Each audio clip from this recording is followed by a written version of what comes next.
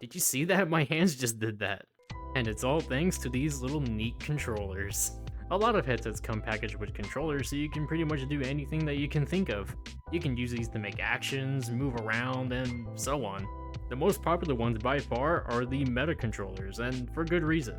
I mean, look at these. These are comfortable to hold, and the stick and button layout is perfect. When a controller like this just melts in your hands and you don't have to think about where the buttons are, you have an absolute gem. Because of this, every other controller kind of replicates them, but different enough to make them feel unique. Well, if it ain't broke, don't fix it. If I'm being honest, I don't think there's anything wrong with that. Other than those controllers, there's the Valve Index Knuckles controllers, which I would consider to be the best controllers ever. Full finger tracking wraps around my hands to have a secure fit, works flawlessly with Steam VR, and the gold standard tracking with base stations is a dream come true. Now, all of these controllers are great, but out of all of these controllers, there's one that isn't like the rest. A controller that is so bad by today's standards, it is extremely outdated and quickly forgotten as time goes on.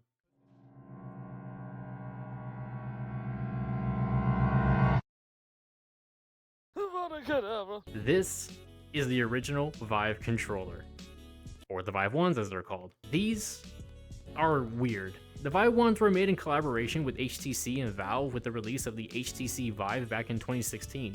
Back then, these were the only option for controllers if you want base station tracking, and to be fair, they got the job done. 2 years later, with the release of the Vive Pro, they released them again, but in blue. And 3 more years later, with the release of the Vive Pro 2, they released the blue ones again. I never knew I wanted more of these. So apparently the differences from the 2016 release and the 2018 release is the trackpads are more reliable, the build quality is better, and they take advantage of the 2.0 base stations, which doesn't really say a whole lot.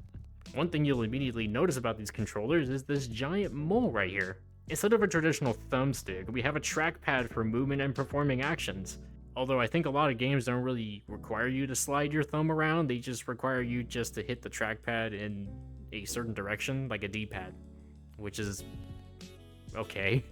Now, coming from someone who used any other controller with thumbsticks, holding this for the first time does not feel good or intuitive, especially if I had to slide my thumb just to go backwards. Even though this is a trackpad, most games use a layout that looks like this. Other than that, there's 2 buttons on each controller. This is the menu or the pause button, and this is the Steam VR menu button. They also have triggers and button here, which I hope they're grip buttons. Well, this is going to be an interesting experiment, so let's see what it's like using these Vive ones. Alright, well, here we are in the lab, and I'm going to see... Okay, how do I... Oh, you push the thumb pad, like, up to move around. What if I want to look?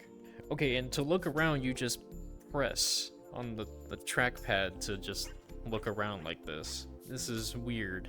Okay, so you use the trigger to grip. Then what do I use these buttons for? Oh, the grip buttons move my fingers.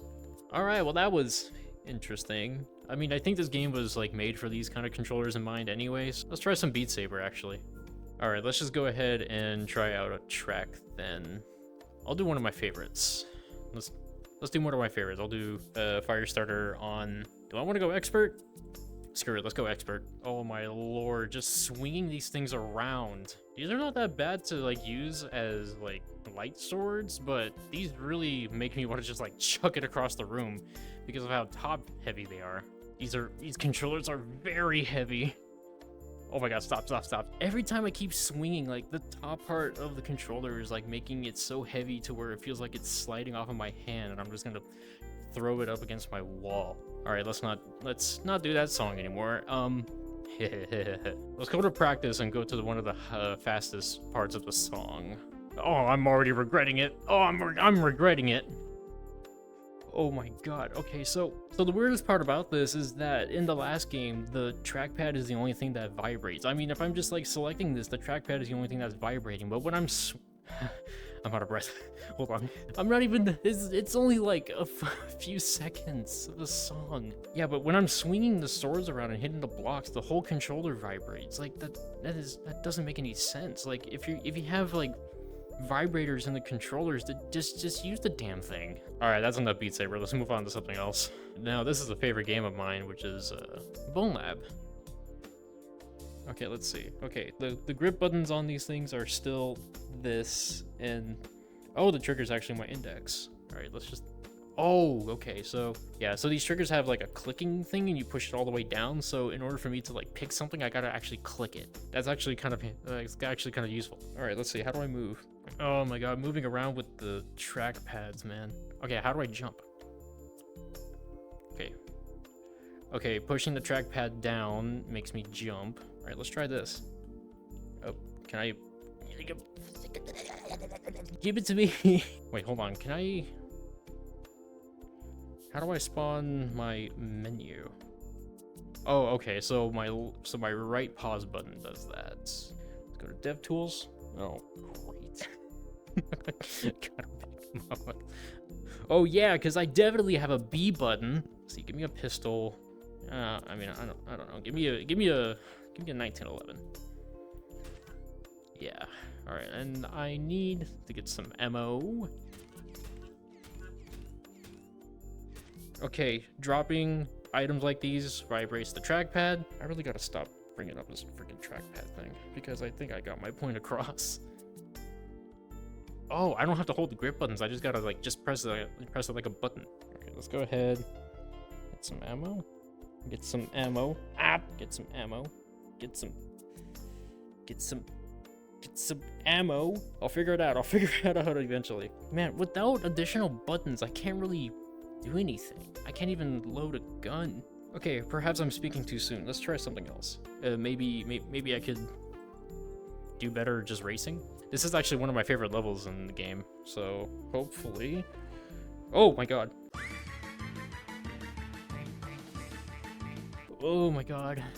My freaking hands is tired. Oh my gosh, just driving this cart with the Vive controllers is a lot harder than it is. Alright, and I think I've saved the best for last, I guess, and we're gonna try VR chat. It doesn't feel bad, you know, like if I'm just doing anything normal, just putting them on my sides or just moving around like I'm talking with my hands, doesn't feel bad at all. Let me just open up my menu and pretty straightforward, you know? Let's go to avatars or something. Okay, how do I scroll? Okay, there's a scroll wheel here. It does not look like it's scrolling. Oh, okay. So I put my thumb on the trackpad and I slide it up or down to scroll. Actually, this actually feels kind of good to do. How do I jump? Okay, pushing up is the jump. Okay, moving around, it feels kind of weird. I'm sliding my thumb everywhere. I feel like I'm gonna make my thumbs a lot smoother if I just keep doing this. And then moving left or right feels pretty straightforward. Okay, let me get my camera out. Oh, okay, then I lightly put my thumbs on the trackpad to navigate through the menus. Okay, yeah, use the trigger, turn around. Hey, look, there's me. And then I can just, you know, awesome, perfect. Wow. Okay, what if I do the grips? Yeah, the grips don't do anything. I have to grab with a trigger, and then I can only let go with the grip buttons. Just want to double check, you know. Let's try putting a stick. Let's try doing an emoji or something. So the way that you like select things with the menu, like I did not mean to do that, but the way that you do this is that you slide your thumb on the trackpad to select it, and then whatever you have selected, you just let go, and then it does it. This is very interesting, but I think VR chat is like a good use case for these things because it's not really like demanding, if that makes sense. You know, despite everything I did, these do not feel bad to hold. It's when you have to actually use it for anything, like using the trackpad for moving around, left and right, looking around. You know, like I said, these were the only controllers that these people had back in the day when base stations were a thing. But holy crap, how do you guys do this? Okay, I think I'm done using these controllers. I just want to use my other ones now. So I'm not sure if I want to go back to these again. Like I said before, they're top heavy, the trackpads are not that great to use, controller layout for certain games are confusing, compatibility is fading away nowadays, and these are $200 for just one of them. You know, these days you're better off just getting index controllers because, you know, objectively they're just better in every way. However, these are pretty hard to get brand new nowadays because they stopped production on those for a long time with no signs of restock, and they're only available for replacements as of the time of me making this video. If you're somebody who still uses these, holy crap, I salute you. Anyways, that's all I gotta say about these controllers because there's not really much else to say about them other than these were wild first gen VR controllers. If you want to watch another review, go ahead and click this video down here. Or if you want, you could also click this one down here. But as always, thank you all for watching and I'll see you guys next time.